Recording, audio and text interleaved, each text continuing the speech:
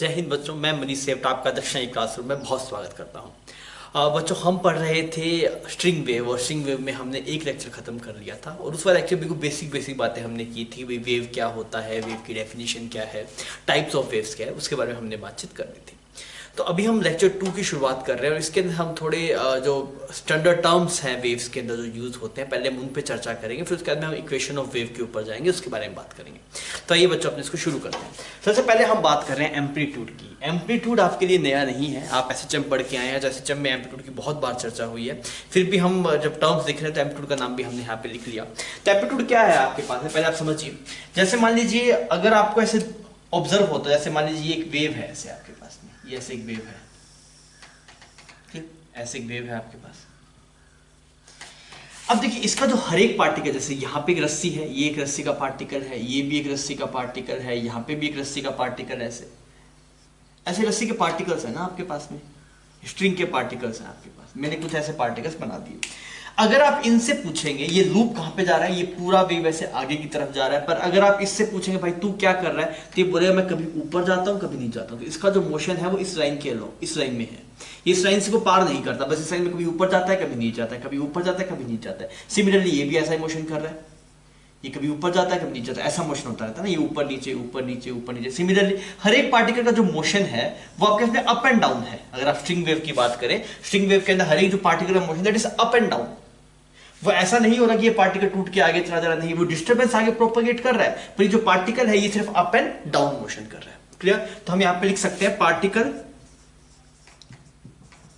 Is performing oscillatory motion. Oscillatory motion.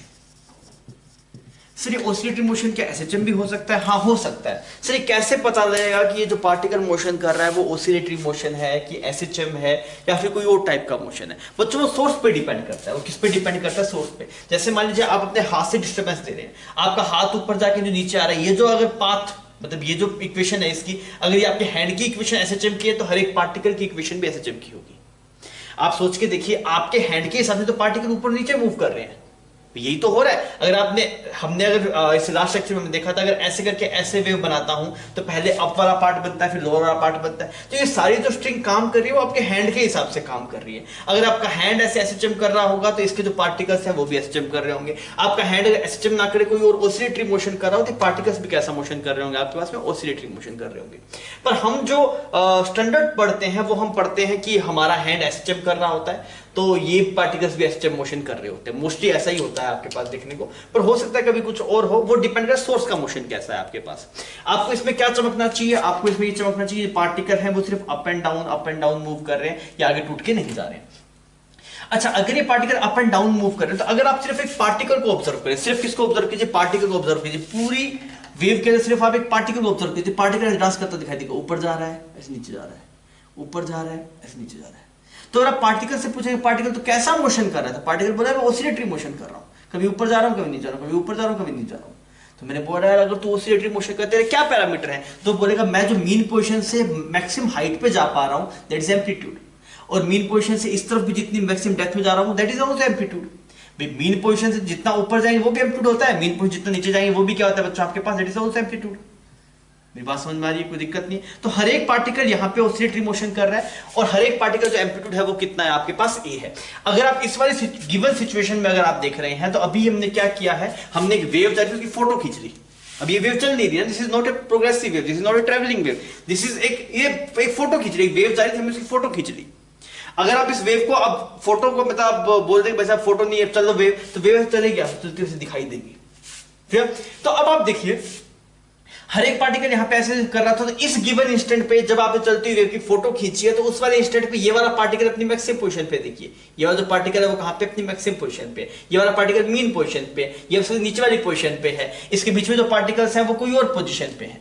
मेरी बात समझ में आ रही है? तो ये जो पार्टिकल आपके पास में कहां पे? मैक्सिमम पोजीशन पे। तो एम्पलीट्यूड क्या होता है? एम्पलीट्यूड ये होता है कोई भी पार्टिकल मीन पोजीशन से मैक्सिमम कितना ऊपर या नीचे जा सकता है वो डिस्टेंस कहलाती है आपके पास एम्पलीट्यूड। क्लियर? ध्यान रखना बच्चों, हमेशा मीन पोजीशन से देखना है। तो अगर आप देखेंगे ये इसकी मीन पोजीशन है, ये पार्टिकल जो है आपके पास में, ये वाला जो पार्टिकल होगा वो इस पोजीशन के ऊपर ऐसे से ऑसिलेट कर रहा है। तो अगर ऐसे ऑसिलेट कर रहा है तो ये जो डिस्टेंस आएगी आपके पास, this is named as amplitude. इसको एम्पलीट्यूड नहीं बोलेंगे बिकॉज ये अपनी मैक्सिमम पे नहीं गया, अभी अपने मैक्सिमम पे जाएगा, वेव आगे आगे चलेगी। जैसे वेव आगे चलेगी तो क्या होगा, ये वेव थोड़ी आगे पहुंच जाएगी, ये फिर ऐसे बनेगा। जब ये वाला पॉइंट अपने मैक्सिमम पे होगा तब अलग तरीके की वेव बनेगी आपके पास में, वो इस गिवन इंस्टेंट पे नहीं है। इस गिवन इंस्टेंट पे ये अपने मैक्सिमम पोजीशन पे है, ये मैक्सिमम पोजीशन पे, ये मैक्सिमम पोजीशन पे है। तो एम्पलीट्यूड आपको समझ में आ गया। डेफिनेशन में क्या लिखा हुआ है, the maximum displacement of particle on either side of mean position is defined as amplitude and represented by A. अगर आप एक बार, अगर आपको दिक्कत आ रही है देखने में, सर ये पार्टिकल ऑसिलेट करता हुआ नहीं दिखाई दे रहा, तो आपको एक बार एनिमेशन देखना चाहिए जो आपको दिखाया गया है, या फिर इसके बाद भी थोड़ा सा यूज कर लेंगे। तो आपको एनिमेशन एक बार जाके देखना चाहिए, वहां पे आप एक पार्टिकल, जब आप ऑब्जर्व करें particle up and down up and down up and down move करता हुआ आपको दिखाई देगा, तो आपको दिखेगा अच्छा हाँ ये इसका एम्पलीट्यूड है। बच्चों अभी अपने ये देखेंगे कि कैसे जब वेव चलती है तो पार्टिकल ओसिलेट करता है, और जिस हम एम्पलीट्यूड की बात कर रहे हैं वो maximum distance from mean position वो कैसे है। तो आप एक काम कीजिए, जो अपर वाली स्ट्रिंग है उसके अंदर एक जो येलो कलर का डॉट है, फर्स्ट डॉट, आप उसको ऑब्जर्व कीजिएगा। अपने अपर वाले के अंदर वेव को शुरू करते हैं। अब देखिए वेव आ रही है यहाँ पे, जैसे इस येलो पॉइंट के पास में, अब आप इस येलो पॉइंट को ऑब्जर्व कीजिए, सिर्फ क्या कर रहा है, ऊपर जा रहा है नीचे आ रहा है, ऊपर जा रहा है नीचे आ रहा है, मतलब ये एक एम्पलीट्यूड है इसका। जो ये येलो जो ब्लू लाइन बना रखी है मीन पोजीशन वाली, उससे जितना ऊपर जा रहा है वो भी एम्पलीट्यूड है, उससे जितना नीचे जा रहा है वो भी एम्पलीट्यूड है। तो आपको दिखाई दे रहा है ऐसे वेव का हर एक पार्ट आपके पास में ऑसिलेटरी मोशन कर रहा है। अगर हम वेव को स्टॉप कर देते हैं, तब देखिए अब आपने वेव को स्टॉप कर दिया, वेव को स्टॉप कर दिया, अब गिवन इंस्टेंट पे देखिए हर एक पार्टिकल का जो डिस्प्लेसमेंट है वो डिफरेंट है। कोई पार्टिकल आपके पास में एक्सट्रीम पोजीशन पे है, कोई एक्सट्रीम बॉटम पोजीशन पे है, कोई एक्सट्रीम पे ना हो के बीच में कहीं पे आपके पास है। जैसे अगर आप येलो पॉइंट्स देखेंगे तो ये येलो पॉइंट आपके पास में ना ही मतलब मैक्सिमम हाइट पे है, ना ही मैक्सिमम डेप्थ पे है, या आपके बीच में कहीं पे है। तो अगर हम जैसे हम जो बोर्ड पे बना रहे थे उसमें यही था कि भाई टाइम फिक्स हो गया, क्योंकि हमने बोर्ड पे ऐसे रुकी हुई वेव बनाई ना, रुकी हुई वेव बनाने का मतलब क्या है, टाइम फिक्स हो गया। और अगर टाइम फिक्स हो गया तो मतलब उस टाइम पे हर एक पार्टिकल का जो डिस्प्लेसमेंट है वो डिफरेंट है। पर जो डिस्प्लेसमेंट इस इंस्टेंट पे डिफरेंट है, पर एम्पलीट्यूड सबका सेम है। अगर आप मान लीजिए इसको अलाउ करेंगे चलने के लिए, तो हर एक पार्टिकल जो मैक्सिमम ऊपर जाएगा ब्लू लाइन से या फिर मीन पोजिशन से, वो एम्पलीट्यूड के बराबर ही है। ठीक है बच्चों, समझ में आ गई ये बात? ठीक है,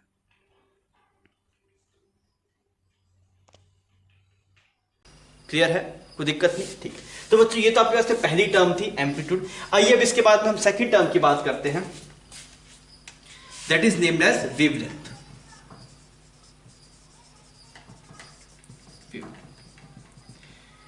देखिए आपके पास में जैसे वेव है ना, तो इस वेव के पॉइंट्स का नाम भी रखा हुआ है लोगों ने। कैसे रखा, मैं दिखाता हूं आपको। जैसे मान लीजिए ये ऐसे वेव है आपके पास, क्लियर, ये ऐसे वेव है। तो ये वाला पॉइंट कुछ खास है। क्यों ये पॉइंट खास है? बिकॉज यहां पे जो पार्टिकल था वो अपनी मैक्सिमम पोजीशन पे था। इस वाले पॉइंट का नाम भी कुछ है, इस वाले पॉइंट का नाम भी कुछ है आपके पास, क्लियर। इसको बोलते हैं क्रेस्ट,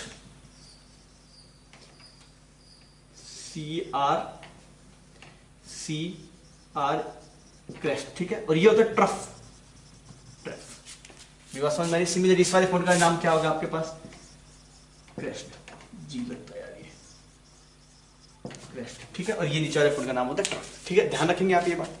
वेवलेंथ क्या है? वेवलेंथ वैसे अगर आप फील करें तो मेरे साथ कोई दिक्कत नहीं, आप देख के समझ सकते हैं कि सर जी आप इस वाले डिस्टेंस को यहां से लेके इन दोनों पॉइंट्स के बीच में जो डिस्टेंस है वो उस डिस्टेंस को क्या बोलेंगे? एक वेवलेंथ। मतलब एक वो डिस्टेंस जिसके बाद में, एक वो डिस्टेंस जिसके बाद में ये जो वेव है वो रिपीट हो रही है। जैसे इतने से पोर्शन के बाद देखिए अब आगे वापस वैसी वेव बन रही है। यहां से आप देखिए इसके बाद में ऐसी बनी, फिर इसके बाद वापस ऐसा ही रिपीट हो रहा है। इस वाले पॉइंट में रिपीट नहीं हो रहा है, क्योंकि इस वाले पॉइंट में ऊपर जा रहा है, इस वाले पॉइंट नीचे जा रहा है। तो आप देखिए भाई कितनी डिस्टेंस के बाद वेव वापस अपने आप को रिपीट कर रही है। तो अगर आप देखेंगे तो यहां से लेके यहां तक एक पोर्शन है, फिर इसके बाद वापस रिपीट कर रही है आपके पास। इसको थोड़ा और आगे बना दें ऐसे, समझ में आ रही है ना ये बात? और सिमिलरली आप ऐसे ही बोल सकते हैं, या तो आप बोल दिए भाई वो डिस्टेंस जिसके बाद वेव अपने आप को रिपीट करे, या फिर आप ये भी तो बोल सकते हैं कि दो क्रेस्ट के बीच में जो डिस्टेंस होगी दिस विल बी लैम्डा, बोल सकते हैं। इसमें तो वो ये देख, इस वाले पॉइंट को से बाद से अगर आप देखेंगे तो यहां पे ऐसा है। अब कौन से पॉइंट के बाद रिपीट हो रही है? इस वाले पॉइंट के बाद रिपीट हो रही है। आपने यहां से, आपका इनिशियल पॉइंट ये था, अगर आपका इनिशियल पॉइंट ये होगा तो यहां से रिपीट हो रही होगी। अगर आपका इनिशियल पॉइंट ये होगा बच्चों तो इसके बाद से रिपीट हो रहा है, तो इन दोनों के बीच डिस्टेंस भी वेवलेंथ है। अगर आपका इनिशियल पॉइंट ये है तो इन दोनों पॉइंट के बीच की जो डिस्टेंस दैट इज वेवलेंथ। मेरी बात समझ में आ रही है आपको? तो ऐसे कोई भी जैसे आपने एक इनिशियल पॉइंट पकड़ दिया, अब फाइनल पॉइंट आप वो पकड़ेंगे जिसके बाद में वो वेव रिपीट हो रही है, तो उन दो पॉइंट्स के बीच में जो डिस्टेंस होगी दैट विल बी वेवलेंथ। तो लोग स्टैंडर्ड में ऐसे बोल देते हैं कि दो क्रेस्ट के बीच की डिस्टेंस वेवलेंथ होती है, दो ट्रफ्स के बीच में जो डिस्टेंस होती है दैट इज वेवलेंथ। आप ऐसे ही बोल सकते हैं सर, क्या बोल सकते हो कि इसके बीच की डिस्टेंस लैम्डा है? नहीं, क्यों? इसके बाद में देखिए ये आपका इनिशियल पॉइंट था जिसके बाद वेव नीचे जा रही थी, ये आपका फाइनल नहीं हो सकता क्योंकि इसका वेव ऊपर जा रही है, इसके बाद रिपीट नहीं हो रहा। रिपीट अगर आपने ये इनिशियल पकड़ा है तो इस वाले पॉइंट के बाद रिपीट हो रही है। अगर बच्चों आपने ये वाला इनिशियल पॉइंट पकड़ा है तो कौन से के बाद में रिपीट हो रही है, आप मुझे बता सकते हैं क्या? कौन से रिपीट हो रही है? क्या इसके बाद में रिपीट हो रही है क्या? नहीं, क्योंकि इसके बाद से देखिए नीचे जा रही थी, इसके बाद से ऊपर जा रही है, ये वाला पॉइंट नहीं लेना, ये वाला पॉइंट लेना है। तो कोई भी ऐसे दो एक सबसे पहले एक इनिशियल पॉइंट पकड़ दीजिए, फाइनल पॉइंट वो पॉइंट पकड़िए जिसके बाद में वेव अपने आप को रिपीट कर रही है, तो वो उन दोनों पॉइंट्स के बीच जो डिस्टेंस होगी that will be lambda, that is named as wavelength. Clear? तो ये फील वाली होगी। अगर आप स्टैंडर्ड डेफिनेशन लिखना चाहें तो आप लिख सकते हैं that distance between two consecutive crest और ट्रफ, ऐसे ये कोई भी पॉइंट हो सकते हैं। मतलब अगर आप देसी भाषा में लिखेंगे और अगर आप और सिंपल लिखना चाहते हैं तो आप एक जनरल बात, अगर आप ये जी बन जाता है CR ना, मेरे से CREAST, ठीक है? तो ये चाहे आप देखेंगे भी ये CREST लिखा हुआ है ना, ये जी नहीं है, C। तो अगर आप देखेंगे दो कॉन्सिक्यूटिव क्रेस्ट और दो कॉन्सिक्यूटिव ट्रफ के बीच की डिस्टेंस आपके पास में वेवलेंथ है, तो आप ये भी बोल सकते हैं। नहीं तो आप कोई भी दो पॉइंट्स पिक कर सकते हैं, मैंने वो सिखा दिया ना। अगर आप बोलेंगे सर इस वाले पॉइंट और फिर दूसरा पॉइंट कौन सा होगा, तो ऐसा ही एक और पॉइंट देख जिसके बाद वेव रिपीट हो रही है, तो इसके बाद कौन सा पॉइंट आएगा? ये वाला पॉइंट आएगा। तो इन दोनों पॉइंट्स के बीच की बोल सकते हैं, पर इन दोनों को स्टैंडर्ड नाम नहीं है, इस वजह से हमने स्टैंडर्ड नाम लिखा है। Distance between two consecutive crest and trough is called wavelength, मेरी बात समझ में आ गई बच्चों? कोई दिक्कत नहीं इसके अंदर? क्लियर? तो इसको हम लैम्डा से डिनोट करते हैं, ये बात आप शायद जानते भी होंगे। इसको हम डिनोट करते हैं लैम्डा से। क्लियर? अब अगर आप थोड़ा सा फील करना चाहें तो मैं एक अच्छी चीज आपको फील करवाता हूं। देखिए, अगर आपका हैंड ऐसे मूव किया, जैसे ये मेरा हैंड था बच्चों, ये मेरा हैंड, देखना हैंड को ऐसे, ये सोर्स है ना, हमने लास्ट वाले लेक्चर में इसकी बात की थी। अगर मान लीजिए ये मेरा हैंड है, अगर मैं बोलूं मेरा हैंड ऐसे ऊपर जाके ऐसे नीचे आया, सिर्फ कितना पार्ट बनेगा? इतना सा पार्ट बनेगा। समझ में आ रहा है? मेरा हैंड सिर्फ ऐसे ऊपर गया और ऐसे मीन पोजीशन वापस आ गया, तो कितना पार्ट बनेगा? ऐसा पार्ट बनेगा। फिर आप बोलो नहीं मेरा पार्ट सिर्फ नीचे गया और मीन पोजीशन पे आ गया, तो ऐसा पार्ट बनेगा। अगर मैं बोलूं ऐसे करके ऐसे, तो क्या होगा आपके पास? पूरा ऐसे लैम्डा बनेगा। अगर मैं आपसे बोलूं कि मुझे ऐसे पूरी वेवलेंथ बनानी है, ऐसे बनाना है, यहाँ पे ये सोर्स है आपके पास में, आगे ऐसे स्ट्रिंग जा रही है ना, ऐसे सोर्स है, तो हैंड को कैसे मूव करवाना पड़ा होगा बच्चों? इस वाले केस में हैंड को पहले ऐसे ऊपर करवाना पड़ा होगा, फिर ऐसे नीचे करवाना पड़ा होगा, फिर वापस ऐसे मेन पोजीशन पे जाना पड़ा होगा।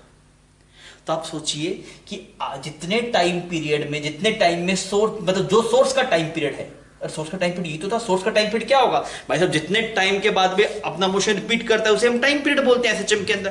तो आपका हैंड एसएचएम मोशन कर रहा है मान लीजिए, तो देखिए मेरा हैंड कब पाथ रिपीट करेगा? अभी यहां से शुरू हुआ, देखना यहां से शुरू हुआ, ये अब मेरा यहां पे आने के बाद में एक पूरा टाइम पीरियड हो गया, ऊपर गया, फिर मीन पोजीशन पे आया, फिर नीचे गया, फिर वापस मीन पोजीशन पे आया, तो ये पूरा टाइम पीरियड हो गया। तो इस पूरे टाइम पीरियड में आपने क्या बना दिया? लैम्डा बना दिया। अगर ऐसा ये टाइम पीरियड आपके पास में 2 बार होता तो 2 टाइम्स लैम्डा बन जाता, ऐसे 3 बार होता तो 3 टाइम्स लैम्डा बन जाता। तो अगर मैं पूछूं, अगर मैंने इतना वेव पैटर्न बना दिया, लेट अस इतना वेव पैटर्न बना दिया, तो मेरे हाथ ने कितने मोशंस करेंगे, मतलब कितने ऑसिलेशंस करेंगे मेरे हाथ ने, मतलब कितने टाइम पीरियड तक ये काम किया होगा? तो आप बोलेंगे सर आपने 2 लैम्डा बनाए हैं, मतलब आपका हैंड 2 बार 2 टाइम पीरियड्स के बराबर टाइम उसने लिया होगा। आप इस बात को समझ पा रहे हैं ना? अगर आपका हैंड ऐसे करके ऐसे आ जाता है तो पूरा एक लैम्डा बन जाता है। तो आपने इतना बनाना है, सिर्फ 1 टाइम पीरियड रिक्वायर्ड है। अगर आपने 2 बनाए तो 2 टाइम पीरियड रिक्वायर्ड है। तो आप ये भी बोल सकते हैं, मतलब अगर आप फील से समझें कि एक टाइम पीरियड के अंदर जितनी डिस्टर्बेंस जनरेट हो रही है दैट इज ऑल्सो लैम्डा। एक टाइम पीरियड के अंदर जितनी डिस्टर्बेंस आपके पास में जनरेट हो रही है दैट इज ऑल्सो लैम्डा। तो अगर आप इसको थोड़ा सा अपनी भाषा में लिखिएगा, क्या लिखिएगा? इसे कोरस्पोंडिंग जो हैंड का मोशन था वो कुछ ऐसा था, 1 2 2 3 और 4, ऐसा कुछ मोशन था आपके पास हैंड का। क्लियर? तो हमने क्या बोला कि 1 लैम्डा फॉर्म करने में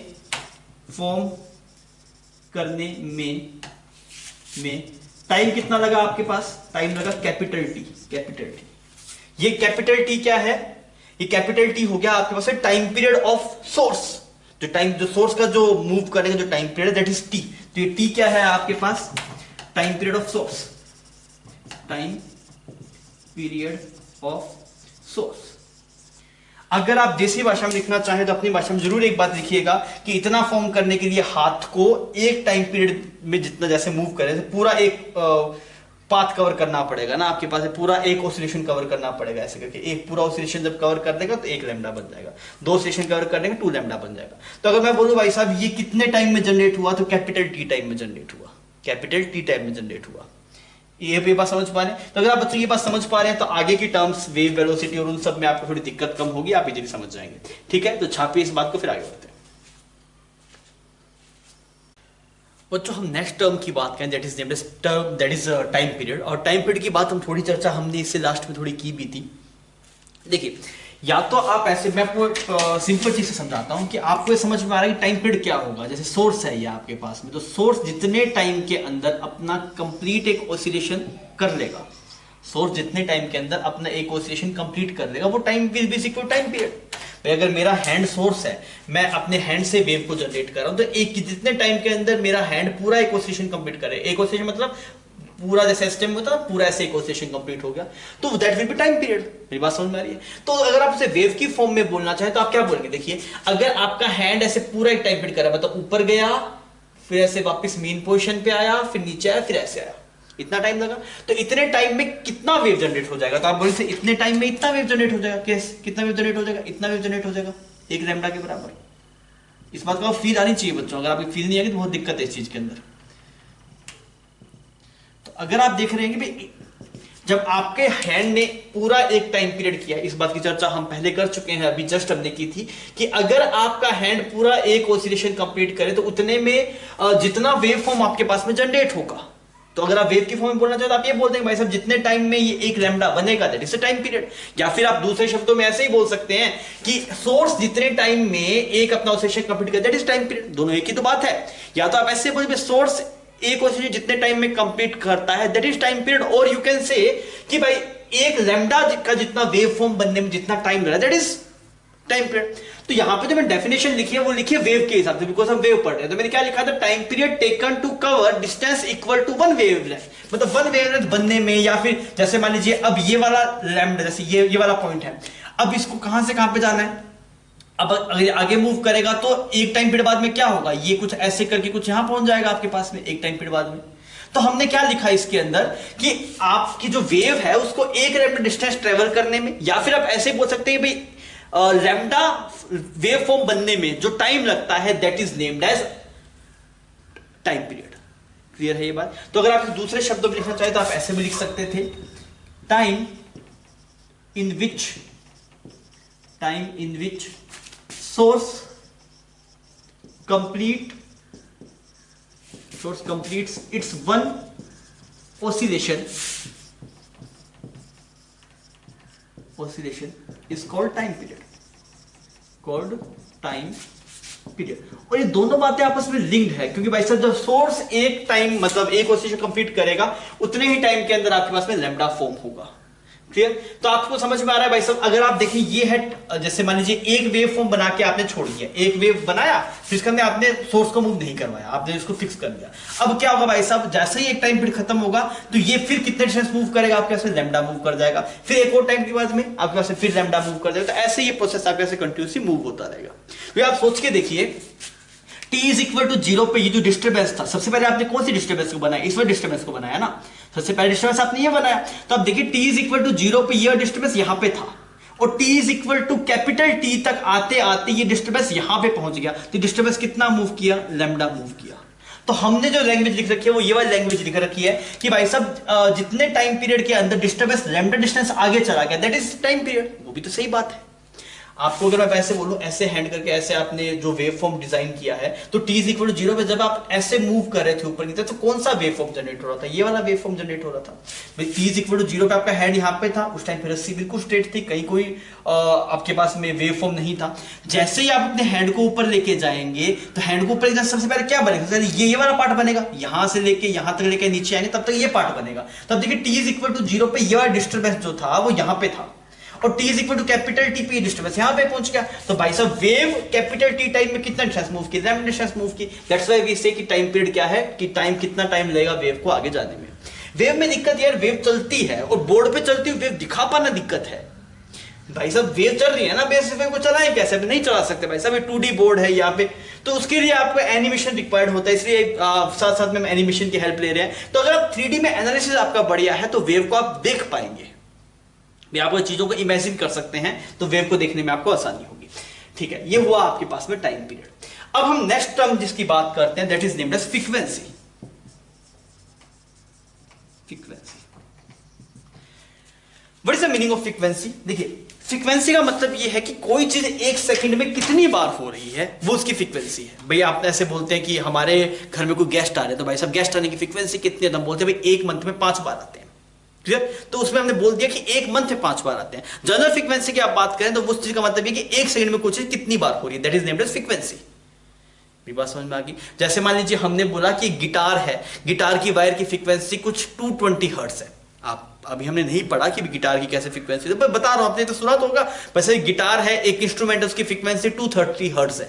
230 हर्ट्ज, इसका मतलब क्या, वो एक सेकंड में कितनी बार ऑसिलेट करता है? 230 टाइम्स ऑसिलेट करता है। अगर किसी की फ्रीक्वेंसी 500 हर्ट्ज होगी तो भाई साहब वो एक सेकंड में कितनी बार मतलब ऑसिलेट करता है? That is 500 times. जैसे मान लीजिए एक बंदा था, आपने रपाट रपाट रपाट थप्पड़ मारे, एक सेकंड में 5 थप्पड़ मार दिया आपने, फटाफट मारे, मान लो एक सेकंड में 5 मार दिया आप में, फटाफट मारे 5 थप्पड़ मार दिया आपने। तो उससे पूछे भाई थप्पड़ की फ्रीक्वेंसी कितना, तो वो बोलेगा 5 थप्पड़ पर सेकंड। और 5 थप्पड़ per second is named as hertz. कोई भी quantity per second is called as hertz. मेरी बात समझ में आ गई?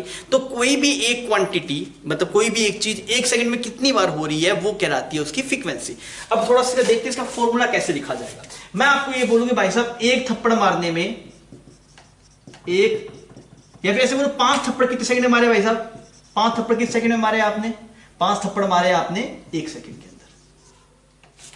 अरे सही है, क्लियर? अगर आप जो टाइम पीरियड ऑफ थप्पड़, टाइम पीरियड ऑफ थप्पड़, टाइम पीरियड का मतलब क्या होगा? टाइम पीरियड का मतलब क्या होगा? वो एक थप्पड़ लगने में कितना टाइम लगेगा। जैसे मान लीजिए मैं आपसे बोलूं टाइम पीरियड मतलब इसका मतलब एक लैम्डा बनने में कितना टाइम लगेगा। अगर आप देसी मतलब इस वाले केस में देखें तो एक थप्पड़ लगने में कितना टाइम लगेगा, तो वो टाइम पीरियड कितना आएगा आपके पास? 1/5। तो अगर आप सोच के देखिए, अगर आपको टाइम पीरियड गिवन है, अगर आपको टाइम पीरियड गिवन है, तो आप फ्रीक्वेंसी क्या निकालेंगे? फ्रीक्वेंसी को लिखेंगे 1/t। देखिए अगर आप 1/t करें तो 5 आएगा आपके पास। तो फ्रीक्वेंसी क्या होगी आपके पास? Frequency formula 1/t, where t is time period. Clear? आप सोच के देखिए, आपको बताया जाए वैसे एक कोई इवेंट के होने का टाइम पीरियड 0.5 सेकंड है। एक कोई इवेंट के होने का टाइम पीरियड कितना? 0.5 सेकंड। तो एक सेकंड में कितनी बार होगा? 2 बार हो जाएगा। एक इवेंट को होने में 0.5 सेकंड लगते हैं, तो एक सेकंड में कितनी बार हो जाएगी? 2 बार हो जाएगा। समझ में आ रही बात? That is 1 divide by time period ना, ऐसे ही करते हैं। मैं आपको बोलूं वैसे किसी एक चीज का को होने में कुछ 30 सेकंड्स लगते हैं, तो एक सेकंड में कितनी बार होगा? That is 1/30 second. तो वो एक बार ही पूरा नहीं हो पाया, दैट इज 1/30 सेकंड्स। तो फ्रीक्वेंसी का फॉर्मूला ऐसा नहीं है बहुत बड़े कोई दिमाग लगा के, सिंपल सी बात है। मैं आपसे पूछूं भाई साहब कि मोबाइल को चार्ज होने में 10 मिनट लगते हैं, तो एक सेकंड में कितना चार्ज होगा? That is 1/10। अगर मोबाइल को चार्ज में 10 सेकंड लगते हैं, मान लीजिए, ऐसा नहीं होता, मान लीजिए 10 सेकंड लगते हैं, एक सेकंड में कितना चार्ज होगा? That is 1/10। मैं आपसे बोलूं भाई साहब कोई एक इवेंट को होने में, जैसे मान लीजिए एक गन से एक बुलेट को निकलने में एक गन से एक बुलेट को निकलने में 0.2 सेकंड लगते हैं, तो एक सेकंड में कितनी बुलेट्स निकलेगी? That is 1 divide by 0.2 second. तो फ्रीक्वेंसी का मतलब यही है कि कोई एक इवेंट आपके पास कितनी बार हो रहा है। अगर हम बात करें स्पेसिफिक वेव में, तो मैं ये पहले इसकी डेफिनेशन लिख देता हूं, फिर अपने आगे बढ़ते हैं।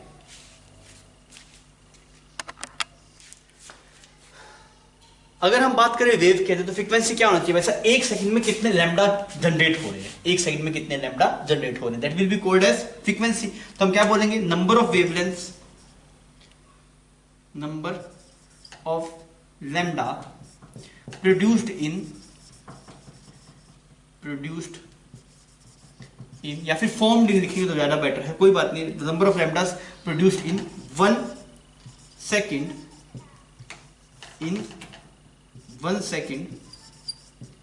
इज कॉल्ड फ्रीक्वेंसी,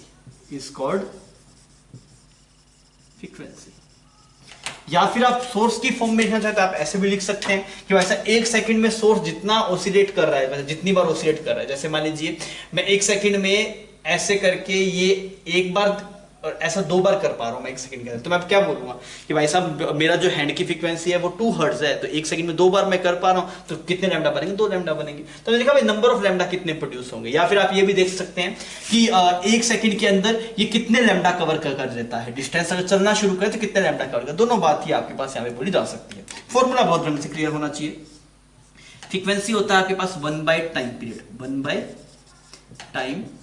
पीरियड, इसकी जो यूनिट्स होती है दैट इज हर्ट्ज, यूनिट क्या है आपके पास, हर्ट्ज होती है इसकी यूनिट, ठीक है। समझ आ रहे हैं कि 1 सेकंड में कोई चीज अगर आप सिंपल भाषा में लिखें तो 1 सेकंड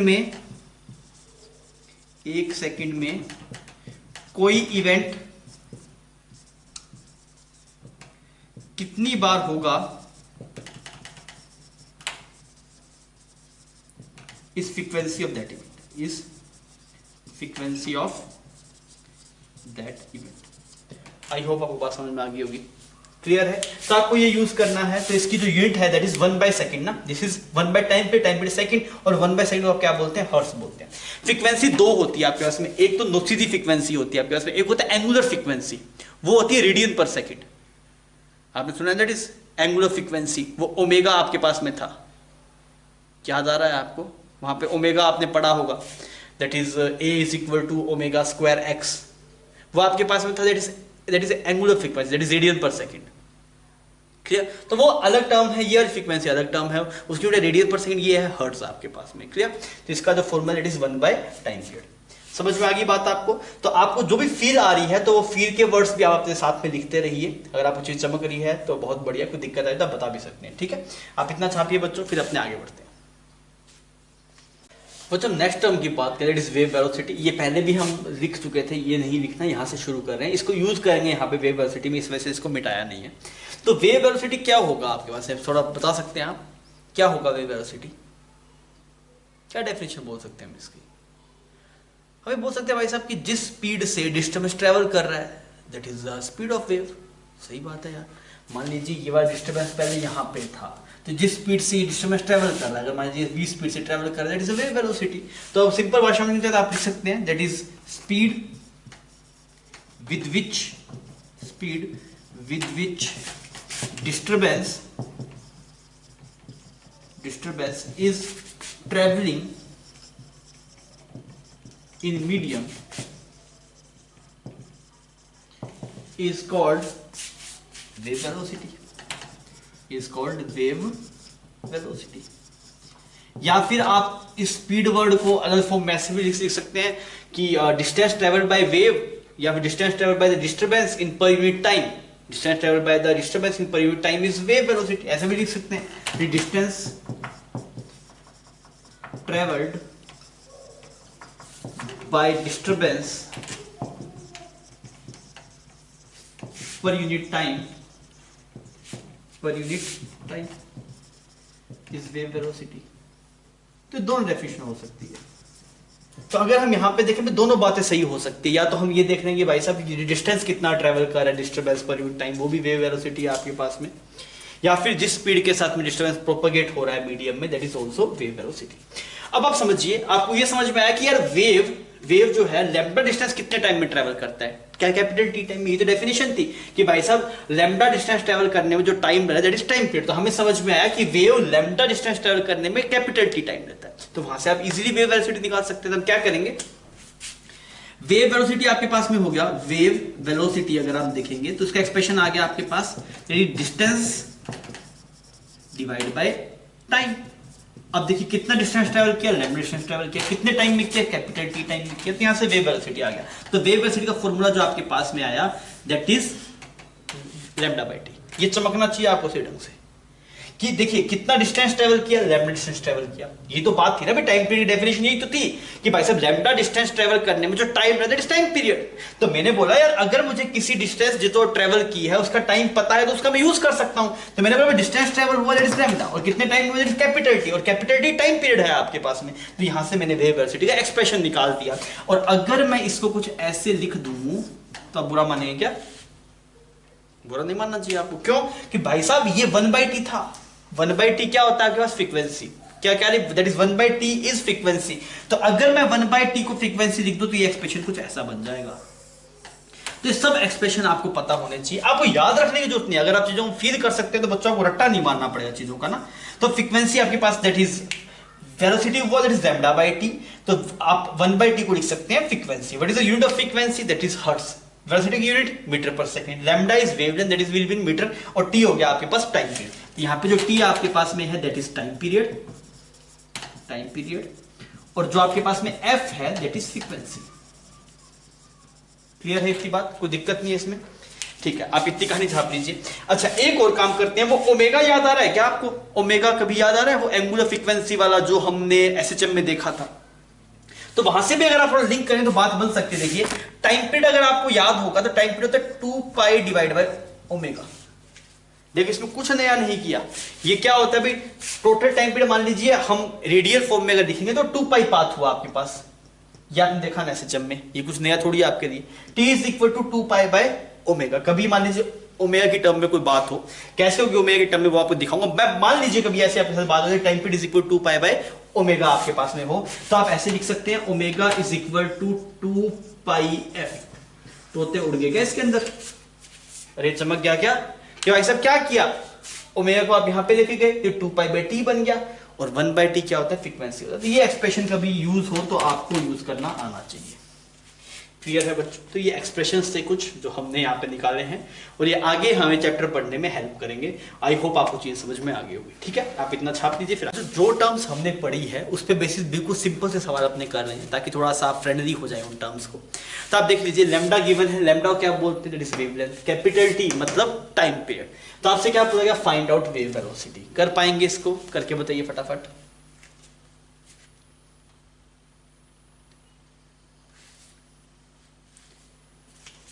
मैं कर रहा हूं बच्चों, अगर नहीं किया होगा आप सवाल छाप रहे हो तो स्क्रीन पॉज कर दीजिए एक बार ना। तो देखिए जो बात है वो ये है, फ्रीक्वेंसी होता है आपके पास, सॉरी जो वेव वेलोसिटी है आपके पास, वेव वेलोसिटी वो क्या है? That is lambda divide by time period. यही होता है आपके पास। टी टाइम में लैम्डा डिस्टेंस ट्रेवल करेगा तो आपके पास स्पीड कितनी है? Distance by time. तो ये लैम्डा की वैल्यू आपने दी 0.2, यहाँ पे आपने रख दिया 2, तो कितना है ये आपके पास? ये मीटर में है, ये सेकंड में है, तो ये बन जाएगा 0.1 मीटर पर सेकंड। मतलब वेव इस स्पीड से ट्रेवल कर रहा है। हो गया ये सवाल? बिल्कुल स्ट्रेट फॉरवर्ड सवाल था, कोई दिक्कत नहीं। ठीक है, अब आइए इसमें ये पहला सवाल था। आइए इसका सेकंड पार्ट थोड़ा करते हैं। Find distance travel, find distance travel by wave in 5 seconds. कि भाई साहब ये वेव 5 सेकेंड में कितना डिस्टेंस आगे चली जाएगी ये आपको बताना है। थर्ड एक और सवाल लिख लेते हैं अपने इसके अंदर। Find frequency and angular frequency. Find frequency and angular frequency. करके बताइए भाई क्या आ रहा है आपके पास जवाब? डिस्टेंस कितना ट्रेवल कर रहा है और फ्रीक्वेंसी और एंगुलर फ्रीक्वेंसी दोनों आप निकाल के बताइए। यूनिट्स के साथ में लिखिएगा ना चीजें कि इसकी यूनिट क्या है। यूनिट आपको चमकनी चाहिए।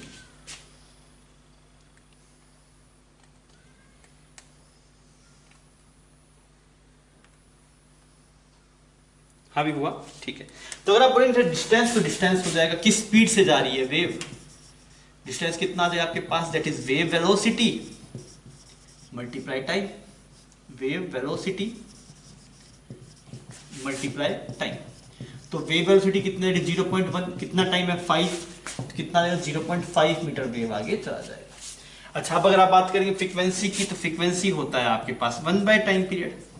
टाइम पीरियड की वैल्यू कितनी है? 2 सेकंड। तो ये कितना बन गया आपके पास? दैट इज 1/2 ना, 1/2 हर्ट्ज।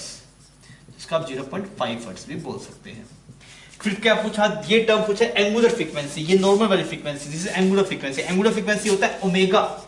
ओमेगा का फॉर्मूला क्या था बच्चों, 2 पाई बाय कैपिटल टी, और टाइम की वैल्यू आप रख दीजिए, टाइम की वैल्यू कितनी है 2 सेकंड, तो कितना बन जाएगा पाई, ऐसे बनेगा, टी की वैल्यू 2 पुट करेंगे तो देखिए ऐसा बनेगा 2 डिवाइड बाई 2, तो 2 ने 2 को मार दिया, तो भाई साहब ये बन गया पाई रेडियन पर सेकेंड। इसकी यूनिट है हर्ट्ज, उसकी है रेडियन पर सेकेंड। बात समझ में आ गई? तो ये बेसिक फॉर्मूला है जो हमने यूज किए। अपने एक और सवाल करेंगे इसके ऊपर, फिर अपने आगे बढ़ेंगे। छाप लीजिए इसको। अगेन बच्चों बहुत ही बेसिक सा सवाल, आपको ओमेगा गिवन है। क्या नाम होता है ओमेगा का? नाम साथ बोलते रहिए ना, चमकता रहेगा। ओमेगा क्या नाम होता है बच्चों? ओमेगा क्या बोलते हैं? दैट इज एंगुलर फ्रीक्वेंसी, ठीक है। और आपको वेलोसिटी गिवन है, ये कौन सी velocity? This is wave velocity. V मतलब वेव वेलोसिटी, जो नॉर्मल टर्म्स यूज करते हैं वही नोटेशन हमने दिया है, दैट इज वेव वेलोसिटी। आपको ये दो टर्म्स गिवन है, angular frequency and wave velocity. क्या क्या निकालना है? वेवलेंथ निकालना है, टाइम पीरियड निकालना है, फ्रीक्वेंसी निकालना है। करके बताइए।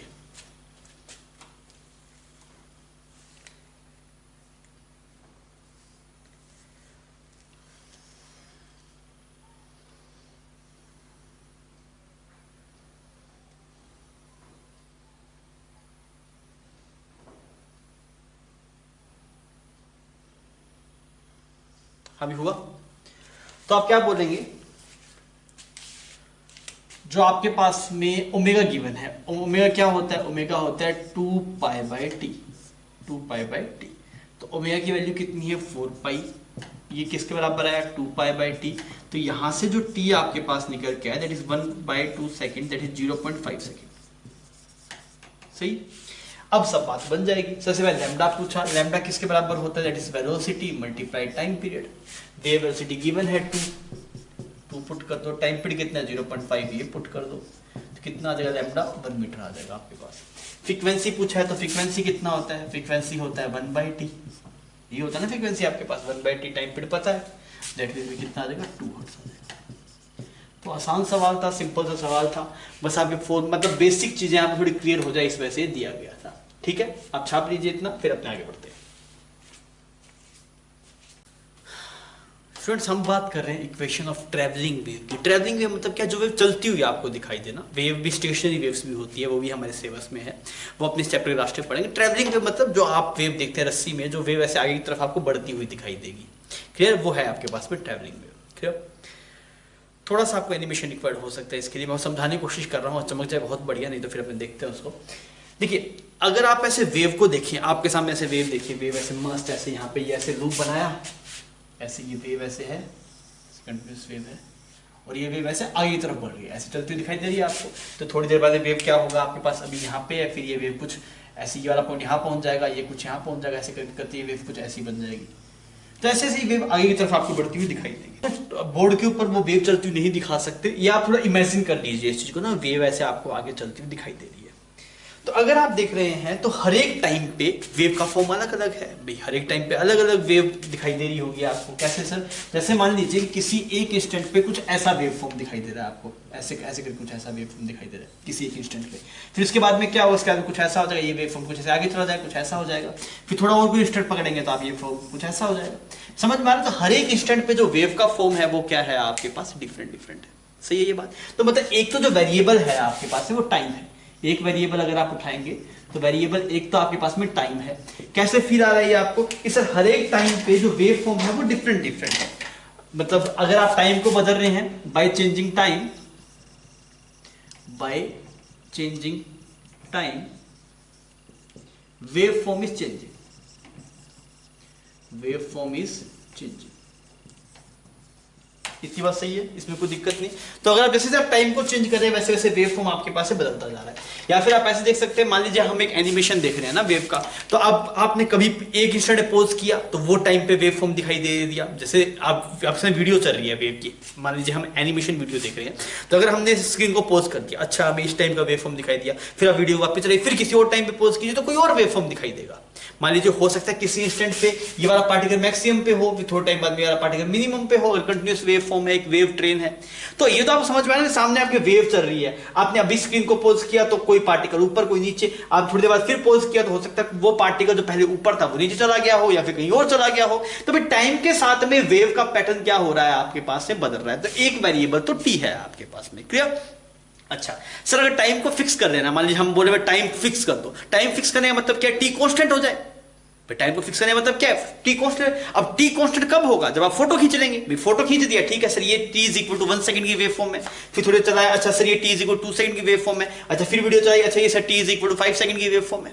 मेरी बात समझ में आ रही है। तो अगर आप जैसे आप टाइम को चेंज करेंगे, वैसे वैसे वेव फॉर्म भी क्या होता रहेगा, चेंज होता रहेगा। अगर हमें टी को कांस्टेंट बनाना है, तो टी को कांस्टेंट बनाने का क्या तरीका है, कोई बोल रहा है भाई साहब टाइम कांस्टेंट होगा, इसका मतलब क्या है कि आपने स्नैपशॉट ले लिया, आपने उसकी फोटो खींच ली, क्लियर। तो अगर मैं बात करूं कांस्टेंट टाइम कांस्टेंट का क्या मतलब होगा, time when time will be constant, when time, या फिर when T will be constant, when T will be constant. तो उस वाले केस का क्या मतलब हुआ कि हमने क्या कर लिया, स्नैपशॉट ले लिया, स्नैपशॉट कर ले लिया, या फिर स्क्रीन को पॉज कर दिया। तो अगर बोले भाई साहब टाइम को कांस्टेंट बनाओ, मतलब आप वेव को रोक दो, वेव रुक गया, वो उस इंस्टेंट की वेव आपको दिखाई दे रही है। मेरी बात समझ में आ गई, ठीक है।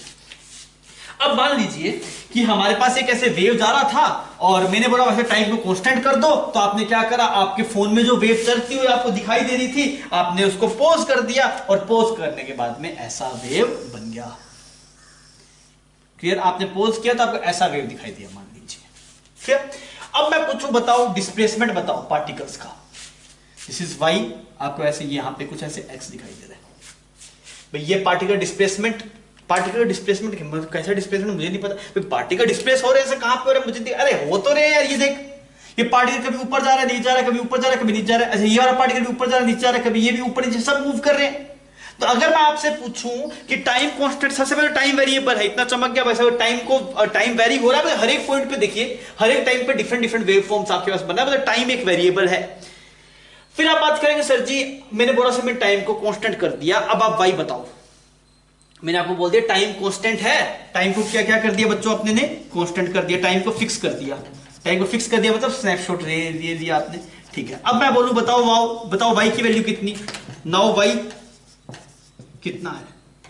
तो अब से सवाल ही गलत है, क्या बात क्या कर रहा है, सवाल कैसे गलत है यार, मैंने लिखा है ना ये, सर गलत है सवाल, कैसे गलत है भाई साहब, ये ऐसे गलत है। वाई किसका वाई बताऊं, y क्या है, this y is displacement of the particle, this y is showing displacement of the particle. अगर मान लीजिए आप इस वाले पार्टिकल की बात करेंगे तो इसका y ये वाला है। अच्छा आप इस वाले पार्टिकल की बात करें तो इसका y ये वाला है। अगर आप इस वाले पार्टिकल की बात करें तो इसका y ये वाला है। y क्या शो कर रहा है, y इज शोइंग, y क्या है आपके पास, y is displacement of particle, displacement of particle, यहां पे वेव नहीं नाम ले रहा, मैं पार्टिकल नाम ले रहा हूं, बिकॉज पार्टिकल ऊपर नीचे डिस्प्लेस कर रहे हैं। Displacement of particle from mean position, ये वाई बता रहे हैं। किसी भी पार्टिकल का अगर आप देखेंगे तो उसका जो डिस्प्लेसमेंट है मीन पोजीशन वो वाई बता रहा है। तो मैंने बोला टाइम फिक्स कर दिया, फोटो खींच ली, मैंने पूछा वाई बता रहा, भाई कैसे बताऊं, हर एक पॉइंट का वाई तो डिफरेंट डिफरेंट है। सर कैसे डिफरेंट, देख इसका वाई 0 है, इसका कुछ ज्यादा है, इसका कुछ ज्यादा है, इसका ज्यादा है, इसका मैक्सिमम है तो इसका वाई ए के बराबर है, तो इसका वाई घटा घटा घटा इसका वाई कुछ नेगेटिव है। तो आप मुझे ऐसे तो बताइए भाई साहब कौन से पार्टिकल का वाई चाहिए। अच्छा वाई भी बताना, मतलब ये बताना पड़ेगा कौन से पार्टिकल का चाहिए। तो मैं उसके लिए पार्टिकल को फिक्स करने के लिए मुझे क्या बोलना पड़ेगा, मैं बोलूंगा कि जो particle x is equal to 3 पे है, मान लीजिए इस वाले particle position x is equal to 3 पे है, तो उसका वाई पता। फिर वो बोलेगा हाँ सर अब सवाल सही है। पहले तो आप टाइम को फिक्स करो, फिर आप मुझे ये बताओ कौन से x का चाहिए आपको, क्योंकि जब तक आप पार्टिकल की पोजीशन डिफाइन नहीं करेंगे तब तक वाई कैसे लिखेंगे, बिकॉज हर एक पार्टिकल का जो डिस्प्लेसमेंट है वो डिफरेंट डिफरेंट है आपके पास। मेरी बात समझ में आ रही है। तो अगर आप ये बोले तो वाई, तो ये सवाल गलत हो गया, यहां पे ये दिक्कत आ गई। यहां पे क्या कैसी दिक्कत आ गई हमें, भाई टाइम तो फिक्स है, time is fix, but there are so many particles,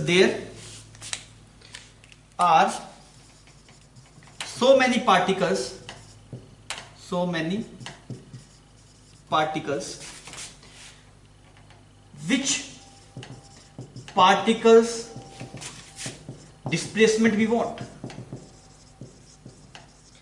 भाई कोई मुझसे इतना सवाल पूछ रहा है वो सवाल गलत है भाई साहब, यहां तक कोई सवाल पूछा तो सवाल गलत है। पूछ रहा है भाई बता भाई कौन से पार्टिकल बताऊं, ये तो बता। तो अब आपको क्या समझ में आ रहा है, तो ये y किस किस का फंक्शन है, ये जो y आपके पास में है वो किस किस का फंक्शन है, y आपके पास में किस किस का फंक्शन है, x का भी फंक्शन है और t का भी फंक्शन है।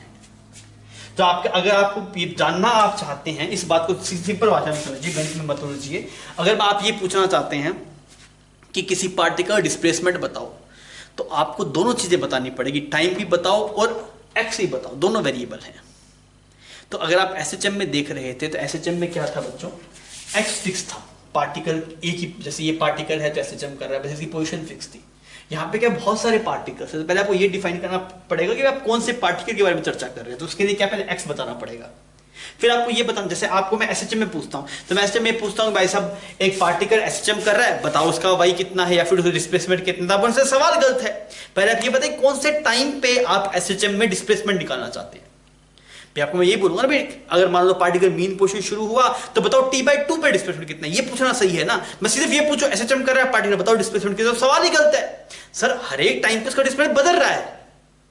अगर आप एसएचएम में देखेंगे, एसएचएम जब पढ़ा था आपने, तो हर एक टाइम पे डिस्प्लेसमेंट बदल रहा है, तो वो किसका फंक्शन है, टाइम का फंक्शन है आपके पास। यहां पे अगर मैं बोलूं कि बताओ t = 4 सेकंड पे डिस्प्लेसमेंट कितना, सवाल करता भाई t = 4 सेकंड पे फोटो खींचिए चलिए। अब भाई साहब बहुत सारे पार्टिकल्स हैं, आपको किसका चाहिए, तो मुझे पूरा डिफाइन करना पड़ेगा कि t = 4 सेकंड पे जो पार्टिकल x = 5 मीटर पे है उसका डिस्प्लेसमेंट बताओ। तो आप बोले सर t = 4 की फोटो खींच ली, x = 5 मीटर कुछ यहां पे है, तो अच्छा ये डिस्प्लेसमेंट है।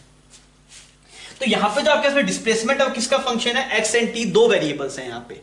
तो y आपके पास में दो वेरिएबल्स में है आपके पास में, तो आपके पास में एक और वेरिएबल आपको दिखाई दिया, ये तो फर्स्ट वेरिएबल था t, और अगर आप बात करेंगे सेकंड वेरिएबल की, दिस इज फर्स्ट वेरिएबल, और अगर आप यहां पे बात करें सेकंड वेरिएबल, तो वो क्या है आपके पास, that is x, second variable is x। अगर आप बोले x को फिक्स करना है, अगर मैं आपसे बोलूं x को, जैसे हमने टाइम को फिक्स किया तो फोटो खींचिए, अगर पूछो x को फिक्स करना है, इसका मतलब क्या है, जिस वाले x पे जाना है, मुझे बोला x = x फिक्स कर दो, तो मैंने बोला कौन सा x फिक्स करो, तो उसने बोला x = 4 देखो, तो मैंने 4 पे गया, मान लीजिए 4 यहां पे था, इस 4 पे गया, अब मैं सिर्फ इस पार्टिकल को ऑब्जर्व करूंगा। आपने x फिक्स कर दिया ना, अब आपको और कोई पार्टिकल नहीं देखना, सिर्फ वही पार्टिकल देखना है जो x = 4 पे है। अरे क्लियर है। तो अगर मुझे कोई बोले इफ x इज फिक्स, ये बात से समझना ना, इफ x इज फिक्स मतलब आपने पार्टिकल डिफाइन कर दिया, तो डिफाइन, अब सिर्फ उसी पार्टिकल को देखना है, अब सिर्फ उसी पार्टिकल को देखना है, उसी पार्टिकल को देखना है। जैसे प्यार से देखते हैं, प्यार से देखिएगा ना, मेरी बात समझ में आ रही है। तो बच्चों t को फिक्स करने का मतलब ये हुआ कि आपने फोटो खींच ली, x को फिक्स करने का मतलब ये हुआ कि आप एक पार्टिकल को पकड़ लिया, अभी वही पार्टिकल से आपको प्यार है, वही आपका बाहर है, जो भी है, तो बस आप सिर्फ उसी को ऑब्जर्व करना है और किसी को ऑब्जर्व करना नहीं है। क्लियर। तो आपके पास समझ में आ गया कि जो डिस्प्लेसमेंट है, that is particle displacement, this y is function of x and t both.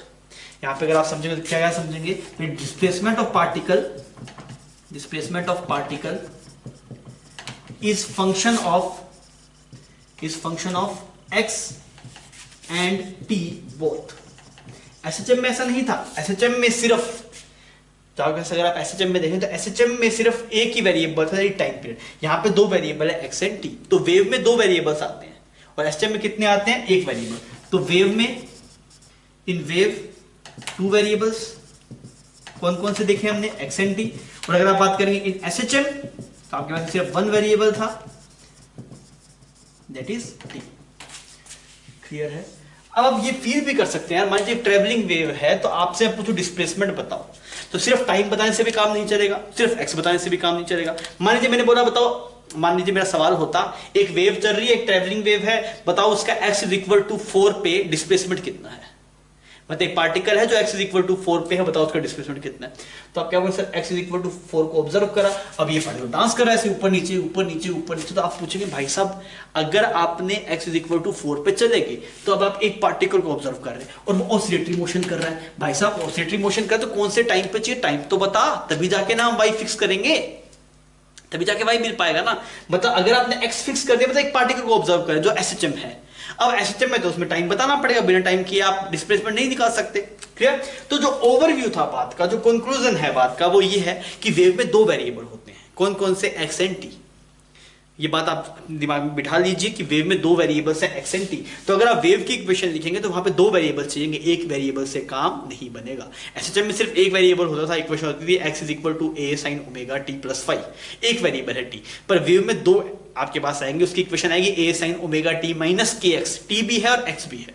Clear? तो ओवरव्यू जो बात का है वो आप इसकी जो समरी है वो आप लिख लीजिएगा, यही समरी है आपके पास कि वेव में कितने वेरिएबल होते हैं, 2 वेरिएबल होते हैं, that is x and T. I hope आपको मैं इतनी बात समझा पाया हूँ। क्लियर? ठीक है, टी को फिक्स करना, फोटो खींचना, एक्स को फिक्स करना मतलब पार्टिकल फिक्स करना, कौन से पार्टिकल ऑब्जर्व कर रहे हैं वो पकड़ लेना आप। अच्छा ये वाला पार्टिकल है, उस पार्टिकल को ऑब्जर्व कर लिया। और जब तक एक वेरिएबल गिवन होगा तब तक आप वाई नहीं निकाल सकते, दोनों वेरिएबल गिवन होने चाहिए तभी आप वाई निकाल सकते हैं। क्लियर? छाप लीजिए बच्चों। अभी जो हमने पढ़ा है उसको थोड़ा विजुलाइज कर लेते हैं तो आपको बेटर क्लियरिटी आएगी। हमने ये देखा था कि भाई टी को फिक्स करने का क्या मतलब है और एक्स को फिक्स करने का क्या मतलब है। सबसे पहले हम एक काम करते हैं, ऊपर वाले स्ट्रिंग के अंदर वेव को शुरू करते हैं ना। तो अभी ये वेव यहाँ पे ट्रेवल कर रहा है। अभी देखिए टाइम भी बदलता जा रहा है बिकॉज वेव चलती जा रही है ना, टाइम आप देखिए टाइम बदलता जा रहा है। अब मान लीजिए आप बोले टाइम को फिक्स करना है। टाइम को फिक्स करना है मतलब किसी एक इंस्टेंट पे वेव की फोटो खींच रहे हो। वेव की फोटो कैसे खींचेंगे, इसको रोक लो, अभी रुक गया। अब यहाँ पे टाइम फिक्स हो गया, अभी गिवन इंस्टेंट पे आपके पास में है। तो अगर आप देख रहे हैं इस गिवन टाइम के ऊपर यहाँ पे टाइम फिक्स कर दिया, अब टाइम वेरिएबल नहीं है। अब देखिए हर एक पार्टिकल जो डिस्प्लेसमेंट है वो डिफरेंट है ना।